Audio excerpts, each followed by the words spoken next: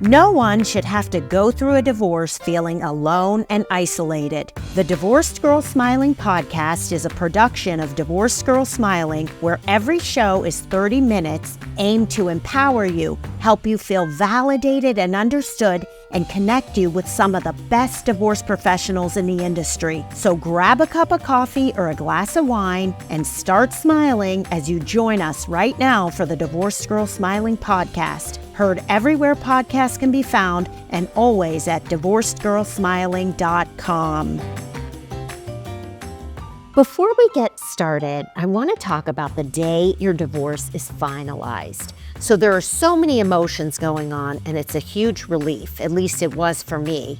But I didn't realize the to-do list that comes with a divorce being finalized. There's a checklist of things that have to be done, and a lot of people are just so focused on, wow, I'm divorced, it's over, that they kind of forget to do them. One of those things is getting a new will and trust, and I can't stress enough how important that is. The process should be started no more than a few weeks after your divorce is final. So if you live in Illinois, I want to highly recommend Emily Roswadowski, because Emily has been doing this for over a decade, and Emily is an estate planning attorney, and she can get you a new will and trust. I want to tell you something, it's different than your divorce attorney. Emily and other wills and estate planning attorneys have a fixed one-time cost. So it's not like your divorce attorney where you're going to be billed by the hour. You can talk to Emily and ask her questions as much as you'd like, and the price is the same. The peace of mind you're going to get when the process is finished is amazing. So if you want to reach Emily and talk to her about a new will and trust, you can find her at emilyroslaw.com or in the Trusted Professional section of Divorced Girl Smiling. I also want to tell you about a wonderful team of mediators. Ellen Feldman and Brian James are a team, and they mediate together. I have known them for, I think, like 12 years. They are both so wonderful. It's really nice because you get a man and a woman with very different backgrounds. Ellen is a former practicing attorney. Brian has been a parenting coordinator for decades. And they are both so wonderful, so trustworthy, so experienced, and they really, really care about kids and couples' post-divorce lives. If you want to learn more, you can find them at celandassociates.com, or you can find them in the Trusted Professional section of Divorced Girl Smiling. Custody battles and other issues in divorce can really turn ugly, especially when one person decides to accuse another person of something they really didn't do, falsely accuse them of something. It's really, really sad. I've talked to a lot of people when I have my DGS consults who tell me they were falsely accused of different things. And that's what I want to talk about today, specifically when somebody is falsely accused of drinking while they're around the kids. And my guest is Chris Beck. He's a vice president at Soberlink, one of my favorite inventions of all time. And hi, Chris. Hi, Jackie. Very kind, and I appreciate the introduction. That's great. Well, I want to just tell my listeners why it's one of my favorite inventions of all time. Because SoberLink, I'm sure if you are on Divorce Girl Smiling, you've seen it all over the site. It is a device that proves sobriety. So it's kind of like a breathalyzer. You know, we all know those breathalyzers from if you get pulled over for a DUI and you have to have a breathalyzer installed in your car, but this isn't that. It's a personalized breathalyzer that has facial recognition so no one can cheat, and it can prove your sobriety. And one thing that it can do is also prove your sobriety if you were falsely accused. So, Like, Chris, tell me about this. Like, I'm sure you've seen a lot of cases that family law professionals, divorce attorneys tell you about when someone's falsely accused of drinking around the kids. you're absolutely right, Jackie. We hear this all the time. This is something that I get probably at every conference I attend is an attorney coming up to me and saying, well, how can I use your technology to prove some false accusations that are being put upon my client? And, you know, I come right back and say, well, our product is perfect for that. We have a level 2 program where you can test 2 to 3 times per day, and you can test over a 6-month period on a schedule, and you can have a report that shows your documented sobriety for that 6-month period, prior to even getting into that court date that you might have coming forward. So that proactive approach really puts all those allegations to the sidelines and pushes them away so that we can have those real conversations about what's going to happen next. And we don't get into that heated battle of, well, there's definitely a drinking problem here. So really, Rules it right out. oh, absolutely. We understand that, the hearsay of, well, I think that he's still drinking or she's still drinking, to be able to pass that along and say, hey, look at the data here. This is not anecdotal. This is real factual data that has been reported from Soberlink. And we can trust this data because of the technology that we have. And, you know, that reassures a lot of people. We've even had, people on our website write about situations just like this. I think there's an article on your website that I'm going to reference right now that talks about Evan, who I've actually written about, that he had that same problem. I mean, he knew he had some issues in the past, but then when he was able to prove his sobriety through actual data by using SoberLink, he was able to squash that. And I just love it. Chris, let's yeah. back up and tell me when you talk to these divorce lawyers, what would be a reason somebody would falsely accuse their ex of drinking around the kids? Is it out of spite, anger, resentment? Is that one thing? I think it's all of the above. Yeah.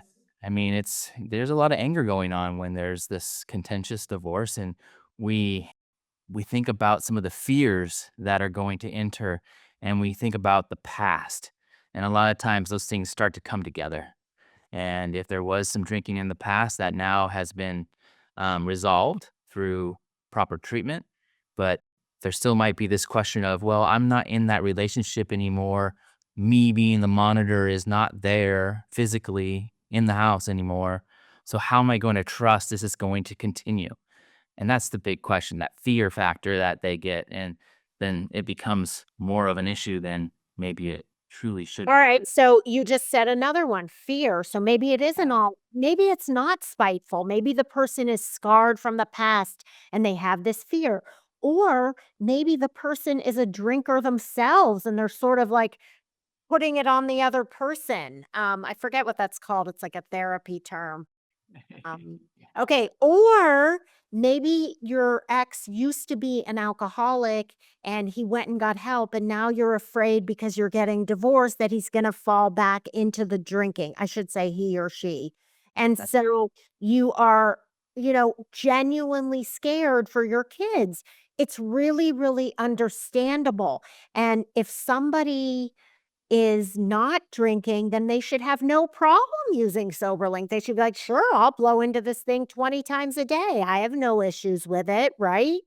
absolutely. You're right. I mean, imagine you in divorce, you lose some of that control, right? You have to have some trust in this other individual that they are going to parent your kids and do it properly in the way that you like and the way that you have been doing it in the past. And gosh, it is scary. And I think you're right, the fear, but there is also the spiteful situations as well where we're trying to, get as much of the custodial time as possible and limit the custodial time of the other individual. That might be another thing that's happening.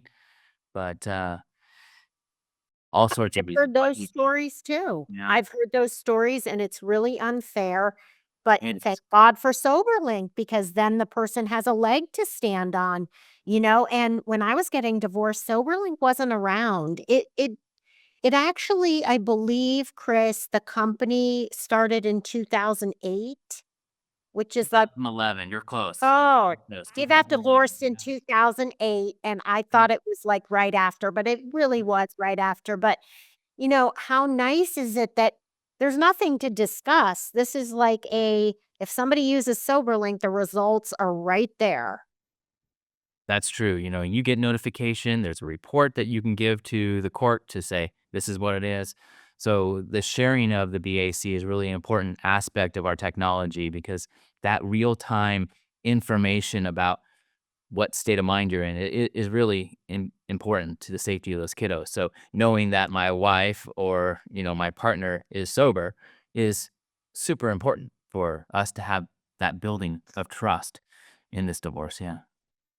You're listening to the Divorce Girl Smiling podcast. My name is Jackie Pilosoff, and I'm your host. Today, I'm here with Chris Beck from Soberlink, and Chris and I are talking about when someone is falsely accused of drinking around the kids. We're going to take a short break, and when we come back, we're going to talk about how Soberlink can be used in court and with your divorce attorneys.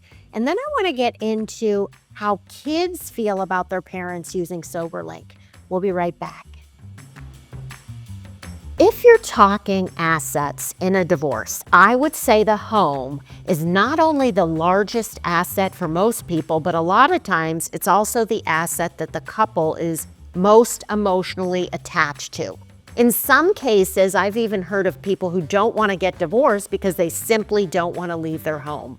Well, I want to tell you about a wonderful person and a wonderful book that can help you keep your house in your divorce. The name of the book is House Sense: How to Keep Your Marital Home So You Can Move On, Not Out. And the author is Jeff Landers, who's a CDLP, Certified Divorce Lending Professional, and CDFA, Financial Advisor. And Jeff is so passionate about helping people keep their home. So if you want to learn more about Jeff's book and Jeff, you can go to the Trusted Professional section of Divorced Girl Smiling and find out more. I also want to tell you about a really, really great health and life insurance professional named Lorena Tomasini. Lorena has been an insurance professional for over 18 years, helping people get health insurance after divorce. And I remember when I was getting divorced, I didn't know what to do. I was on my husband's plan. It was a great plan. Now, all of a sudden, I had to worry about deductibles and monthly payments and how was I going to get insurance. So if you're worried about this, Lorena can help you. You can find Lorena at Malm, MALMINS.com. You can also find her in the Trusted Professional section of Divorced Girl Smiling. Welcome back to the Divorce Girl Smiling podcast. My name is Jackie Pilosoff, and I'm your host. And today we are talking about when someone is falsely accused of drinking around the kids. My guest is Chris Beck. He's from Soberlink, one of my all-time favorite inventions. I'll say it again. And Chris and I were Chris, we were just about to go to the court's perspective. So, how does SoberLink work? Like, is it accepted in courts? Do you ask your lawyer to get your ex-husband or wife to be on SoberLink? Like, how does that work? Yeah, typically the judge is looking for there to be some type of nexus between the allegations of drinking and that child's safety. So no matter what side of the of the issue you're on, Soberlink could get recommended or maybe it gets ordered by the judge. So a couple different ways, but a lot of what I see is it's a issue at hand and we see some type of safety concern so that then the parties say, well, we know of SoberLink and we would like to enter an order and agree. So they stipulate that we will use this process for X amount of time and we will do this type of program, whether we're testing around parenting time only when we have the kiddos, or maybe we're testing 7 days a week, 2 to 3 times per day. Okay, now have you ever heard of cases where a wife or a husband will just say to their soon-to-be ex, "Look, I'd really prefer if you would use SoberLink." I would think the person would be like, "You know what? Screw you. No, I'm not doing that."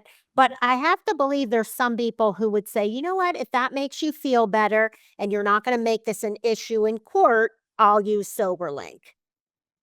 Yeah, I mean that does happen absolutely, and a lot of times it's even so much as if I show so much compliance or I show so many months of compliance, then maybe I get a little more parenting time. where if I don't have full custody, I'm looking for more time sharing with my kiddos. And, if I can prove that I can be sober for X amount of time, then maybe there's a little bit of a carrot. I hate to use that, but maybe there's something out there that's more time with my kiddos if I can have compliant behavior over a certain amount of time. And don't you think that that motivates the drinker to not drink, and if they have alcoholism, get help for it and stay sober and go to meetings? Because when you're talking about your kids, I mean, that's everything. So SoberLink is actually helping the actual person who is having to test too. Absolutely. We call it an empowerment tool. It's something that empowers them to get what we call parenting equity, right? So, the more we can prove as an individual that's struggling with their relationship with alcohol that we can stay sober, there's something there that's tangible that we will receive at the end. And that's more time with our kids. And I think that's really important. And sometimes this might even say, well, I didn't realize how much I was drinking until I got sober, Lincoln. When I thought I was sober, I really wasn't. And so people become even more mindful about the disease and go get treatment. You're absolutely right, Jackie. When you mentioned that, you're spot on with that. I know a guy who, got a DUI and Mhm. said he didn't realize he was an alcoholic until he got a DUI because they forced him into a program, and he was like, "Well, I don't need a program," and then he got in the program and was like, "Wow," and he said he's so glad it happened because it completely woke him up. Can you believe that? I was like, "Wow, okay," but that's fantastic. We see it a lot. Yes, that's a common story, and it's just sometimes you have to kind of it has to be right in front of you. When you get to your lowest low, they say that's when you're really going to start to figure it out. But it can happen for people at different moments in their lives, and you just have to be mindful of it. Alright, let's talk about kids. So, if they're really super young kids, they're not really gonna know what's going on. But let's say they're, I would say, above age 5 or all the way up to teenagers or even adult children you don't really have to worry about. But let's say they're from 5 to 18. Um, what do they say about SoberLink? So I consider myself an expert on exactly what you said because I have 5 kids. I have one that is 5, and my oldest is 16. So I have this range right in front of me. So, I'm not an expert in it by any means, but at least I have some experience. I can tell you that, our device and our technology is meant to be used discreetly. It's designed in such a way that, you don't have to use it around your kiddos, you know? I mean, it doesn't need to be part of the conversation, so it can be used in the bathroom discreetly. It can be used when you're at a park or behind a tree or when they're not looking. It's not something that you have to outwardly express, but I would believe that when we get older in ages and we're at 13 to 16 years old or, and, people are more astute to understand what's happening, the divorce and all that, then conversations should take place about what it is and what's happening. And they can be done in a very empowering way.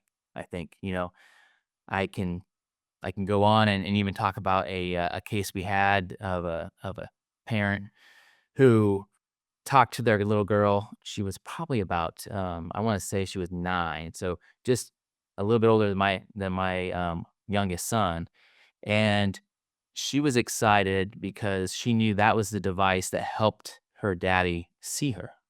And so she actually went as far as and bedazzled the case in which it came in. And I thought that was really cool. Put these little rhinestone that, on it. And so he carried around this case all proud because he's like, I know that when I take this test and I blow compliant, I get to see my daughter.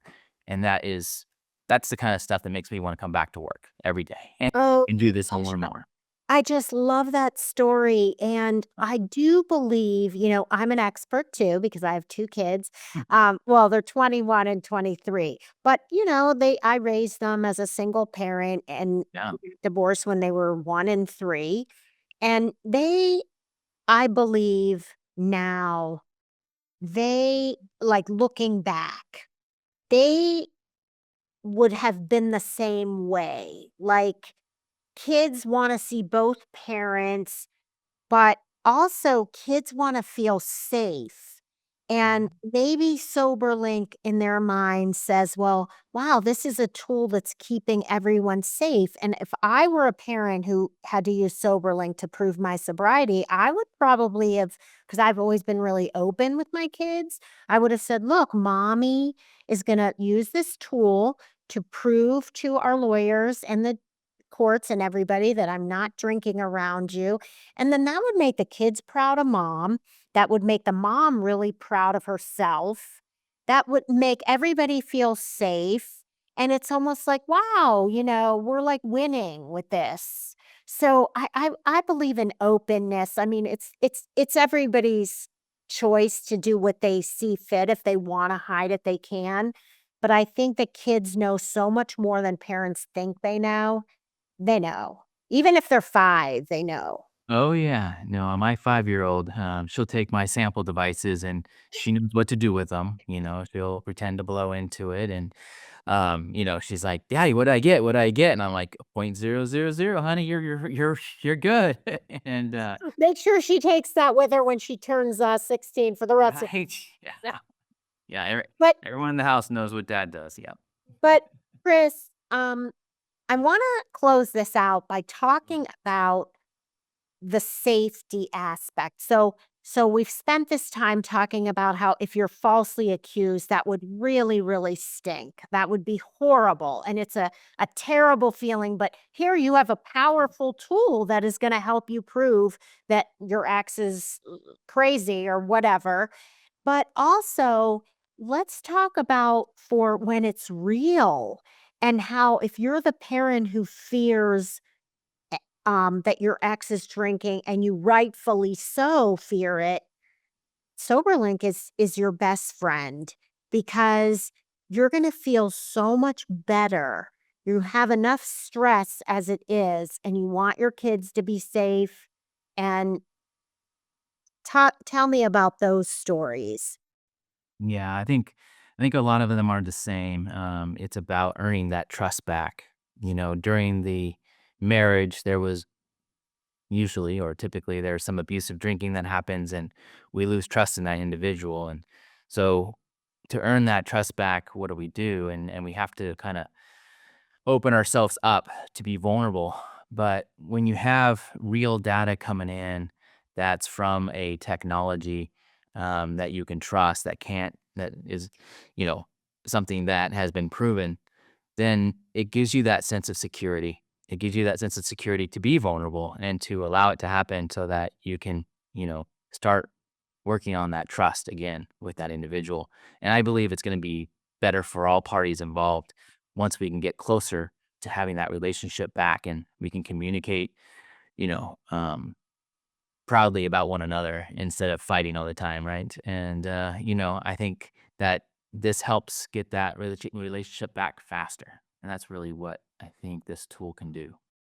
And there's one more scenario that we haven't brought up. Well, there's a millions, but every case Yeah. is different. But Right. how about the guy or the woman who you can say to your ex, listen, I don't care if you want to drink. That's your prerogative if you don't think you need help, but you can't drink around our children. So now maybe the person still drinks when they don't have their kids. That's perfectly fine, especially if you're not an alcoholic. Everybody has the right to drink if they want. You just shouldn't be around your kids and you shouldn't be in a car, period. I mean, other than that, you can sit around and drink, although they're finding all these studies about how awful drinking is for you. But it's a free world. You're allowed to do what you want. But SoberLink is like, you just can't drink around your children. But Chris, you did tell me that sometimes people have to test for all the time drinking and not just with the kids. So that would be something that the court or the lawyers would decide? That is, I mean, it just depends on, the case, the particulars in the case, the evidence. But you are absolutely right about this testing only around that parenting time period. That's got to be probably more than 60% of our total business is our level one program that we have. It's called parenting time only. So what happens is the monitored client would actually test before the parenting time begins to ensure that, they haven't been drinking so the parenting time can actually happen. And then the kiddo's picked up at wherever the neutral site is or wherever they've decided that pickup spot would be. And then they test during the parenting time, maybe 2 to 3 times, depending on how long it is. And then after to make sure they have documented sobriety during that entire parenting time period. And one thing I like to know is that if there is an overnight, you know, we always suggest our best practices is that for your viewers, don't allow more than 10 hours of testing time in between your evening and your morning test. That's where we see some abuse, if we see any. And so by making sure you don't exceed the 10 hours, that's where you have your best results. Yeah. That's good to know. So you would be like, test before you fall asleep and then test right when you wake up. Correct. Mhm. Yes. Yes. Chris, we have like a couple more minutes, not really, but I want to take a couple more minutes. Just give me a little scenario of how SoberLink works specifically. Sure. So what our technology is, it's a breathalyzer that we've combined with facial recognition software and then tamper detection technology that's inside to make sure that we know it's the person that's supposed to be taking the test. And then we have a wireless way to actually submit the results in real time. So we have a cellular device and a Bluetooth device that we call Connect. So two different device options. Um, but like using these technologies that are exactly the same except for how they submit the information, we can get those results to the other party in real time. So in 30 seconds, my wife would know if I tested right now. In 30 seconds, she would know if I had been drinking or not and how much alcohol is in my system because it would actually give a BAC result to her. And then if I tested positive, I have to go into a retest to make sure that, you know, I'm trying to control whatever's happening at that moment. So the monitor client has to test up to 6 times or until they test compliant. So that's really important. And one thing that we do is that retest cycle is that second test is what we call a confirmation test. So the first test is a screening test if it's positive. Second test is a confirmation test, and then you have to test up to 6 times or until you test compliant. So that's the way our retest cycle works. But man, you can make sure that that person is either has alcohol in their system or they do not. So what a vote of confidence that is when you have your kiddos in someone else's care. One of my favorite inventions ever invented. Thank you, Chris, so much for being on the show. I really appreciate your taking time. Jackie, thanks again. I always love coming on your show. So thank you so much. And to my listeners, if you want to order SoberLink or learn more about it, go to soberlink.com/DGS, because if you use that URL with the DGS, you get $50 off. And you can also find SoberLink in the Trusted Professional section of Divorced Girls Smiling. Thanks so much for listening, everyone, and we'll talk to you real soon.